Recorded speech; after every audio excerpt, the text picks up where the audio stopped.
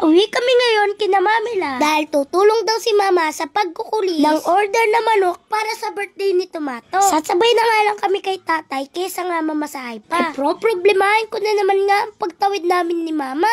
Hindi nga namin makakasama si Tatay at siya nga ay mamamasada. Habang nag-check nga siya ng jeep niya, nagpupunas-punas na nga ako. Madalas nga pala nakikinto ito sa akin ni Tatay. May mga pasahero nga daw siya na nakakakilala sa kanya. At sinasabi nga daw nila, di ba po kayo yung tatay ni Kaka? Papanood po namin yung vlogs niya. Ay, salamat naman po. Nakakatuwa naman. Mapabata nga at matanda ay naaaliw nga sa vlogs ko. Hindi naman nga lahat at syempre, hindi naman nawawala dyan yung na-high blood na. Kapag napapanood nga ako, bago pa nga ako maging dahilan niya, ay scroll up na lang talaga.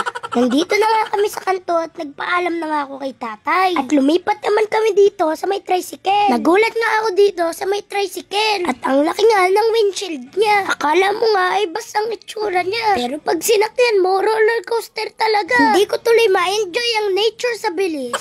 Nandito na nga kami at mukhang tulugan pa ang mga tao. Pagdating ko nga, nilapitan agad ako nitong pinsan ko. At kinukulit niya nga ako, gusto niya maglaro agad kami. Iyaya ko nga siya dito sa may garahe. At sinuutan ko na nga din siya ng tsinelas niya. Naalala ko nga nung maliit pa nga ako. Palagi nga ako pinapagalitan ni Mama. Dahil sa tuwing lalabas ako ng bahay namin, ay nakakalimutan ko nga magsuot ng tsinelas. Ewan ko ba, pero mas komportable sa akin yung walang tsinelas. Kayo ba? Holy Week nga ngayon at pinipilit nga ako ng pinsan ko na Halloween daw. Ay, naku po.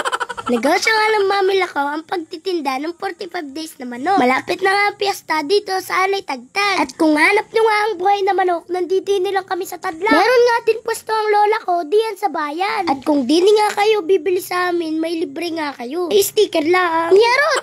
Ako nga ngayon muna ang taga-video. Ay, bakit? Ay, vlog ko ito. Mama nga at si Mamila ay nagtulong na magkulis ng manok. At mukhang nag-e-enjoy nga sila sa ginagawa nila. Kaninong buhay na naman nga ang pinagchichismisan nila. Nyaraw! Nagising na nga itong isang pinsan ko at kinukulit si Mama. Naigawa nga daw siya ng papagayo. Ako nga ay nagpagawa na din nga. Kailangan kasiguraduhan kung lilipad nga ito. Kung hindi mo nga itatakbo ay hindi nga lilipad. At eto, nagpapagod kami dito.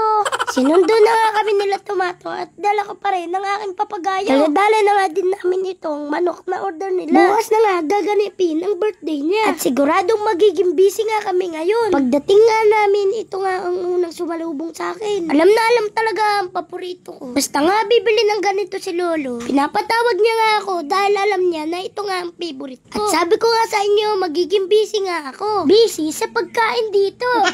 Habang busy ang lahat sa paghahanda at pagluluto, kami naman ni Tomato ang tagabantay dito sa pinsan ko. Abay, hindi ko na nga kayo may imbitahan sa birthday niya. Ako nga ay sabit lang din dito. Nagutom na nga ako at dito na nga ako kumain sa kwarto. Baka nga magising pa itong pinsan ko nang wala siyang makita dito. At habang kumakain nga ako, nagulat nga ako. Titig na pala siya sa kinakain ko. Si Kamali-Mali naman nga ay isang kamali lang ang diyan. Ay siguradong happy na birthday pa.